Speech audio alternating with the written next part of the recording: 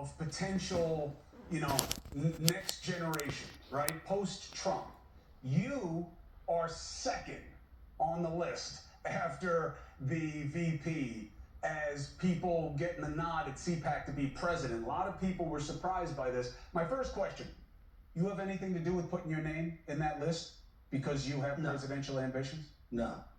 And President Trump, I'm a firm believer that President Trump will run and win again in 2028. So I've already endorsed President Trump. A man like this comes along once every century. If we're lucky, we've got him now. He's on fire, and I'm a huge supporter. Want to see him again in 2028. And obviously, anybody who doesn't like what you say but judges it as a function of a lack of intelligence doesn't know anything about you. I don't make that mistake. You're a smart guy. He's term limited. How do you think he gets another term? We're working on it. I think we'll have a couple of alternatives. Let's say that. We'll see what the definition. We'll see what the definition of term limit is.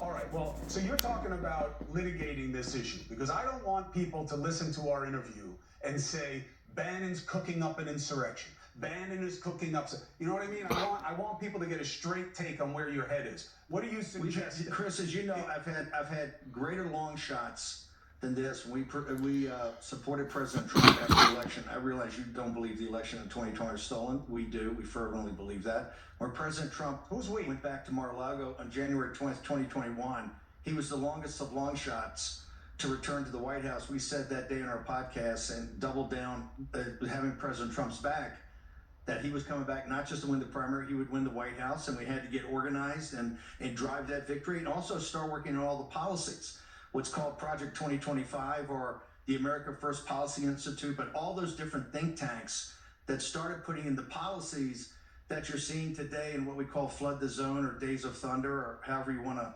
describe it. But this is many years in the making. So we've had greater long shots than Trump 2028, and we've got a lot of stuff we're working on there. We're not prepared to talk about it publicly, but in a couple of months, I think we will be. But you are not suggesting revolution or overthrow or anything that people would condemn.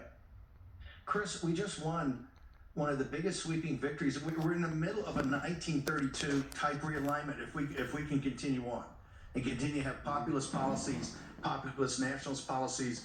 We have African American men coming to our side. We have Hispanics coming to our side. So no, we're huge believers in democracy because we know how to get votes out. We know how to get low propensity, low information voters out to support the president's policies.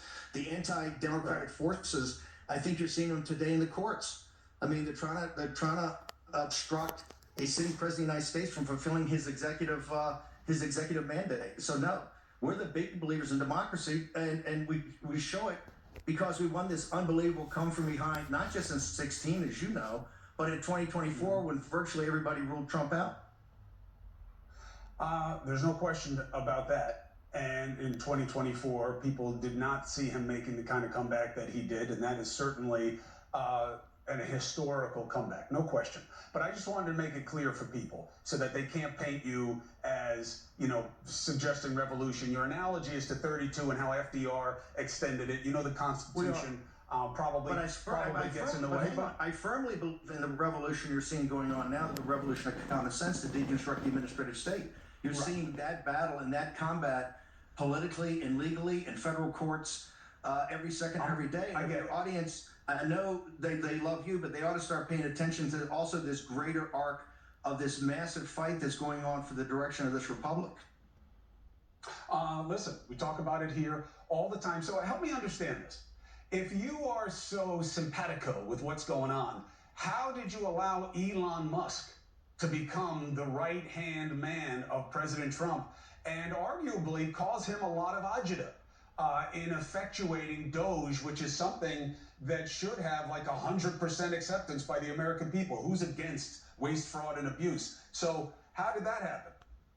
Who's against waste, fraud, and abuse is the administrative state and its rogue element, the deep state. Look, Elon, and he and I have huge, almost unbridgeable differences on so many things like transhumanism and technology and visas and immigration, all that, but he backed our play. He very early on in, I think, June or July of last year, backed this kind of grassroots effort to go get low propensity voters, low information voters. He put $250 million. It's never been done before. He also was kind of a supporter of this merger of the Bobby Kennedy Make America Healthy Again with MAGA that brought out all those red-pilled moms.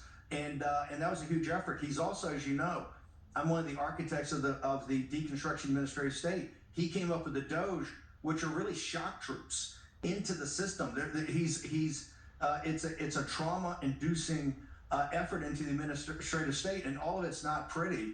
But I think it's been pretty effective to date. And I realized today in the courts he had a pretty big reversal, at least on the surface of it, a reversal. But the audience has to understand, we are running $2 trillion deficits. We basically spend $6.5 trillion. We've taken about $4.5 trillion. That $2 trillion deficit goes to our debt. It has to be refinanced every year. This is what embedding inflation. We have to cut it. There's two ways you can cut it, either programmatically, which we're going to do through the appropriations process, or you go find waste, fraud, and abuse. It's never terribly pleasant, but his effort is making some progress. I hope it makes some progress, Chris, on what he said it's going to $1 trillion. I don't think we'll get there, but he's making an effort, and I think he's getting some real traction. Of course, like in Silicon Valley, they're breaking things all the time, and that's something that President Trump has given course correction, now has the department heads very much more involved, the cabinet secretaries, and so I think it's headed in the right direction, although folks got to understand you're going to have some speed bumps. Yeah, I mean, I think he's causing the speed bumps, frankly. I mean, the way to do what he's doing is send in your shock troops, as you call them, make your list, put the justifications together, present it to Congress, and then let everybody know so Congress knows that we're all aware of what they've been presented with. Instead, you know, this is kind of like the weakness of what you guys put together to me, is that you go off half-cocked, you get the numbers wrong, he attacks Social Security, he blames it for our deficit, which makes no sense. You and I both know that's crazy talk. And that's why I ask you about why Musk is in there. You used to be a little bit more muscular against him. I feel like I'm seeing a Bannon 2.0 kind of gentler vibe. On these big issues, I've always supported what he's doing on Doge. Let me go back. This also gets back to this unitary theory of the executive that this idea we've been pushing, that President Trump is the chief executive officer of the government. He's commander-in-chief of the armed forces, also chief magistrate and chief law enforcement officer. And I realize that causes heads to blow up, like when he goes to the Justice Department on Friday. But in Elon Musk's case, the president has, and I think you're going to see coming forward, the ability to impound money. Our theory of the case is that the appropriations bill, which is law, is the ceiling, of what you can spend. And the president can make a unitary decision to not spend that much or to reprogram it. I understand that's going to be hotly contested in the courts and probably controversial. It would go to the Supreme Court. But so you litigate it. And I'm fine with all of that. Now, here's the first thing I need you to help me understand. I don't buy full disclosure, Steve, I don't know how much you've been following me here at News Nation. I did not like the New York cases against President Trump. I took a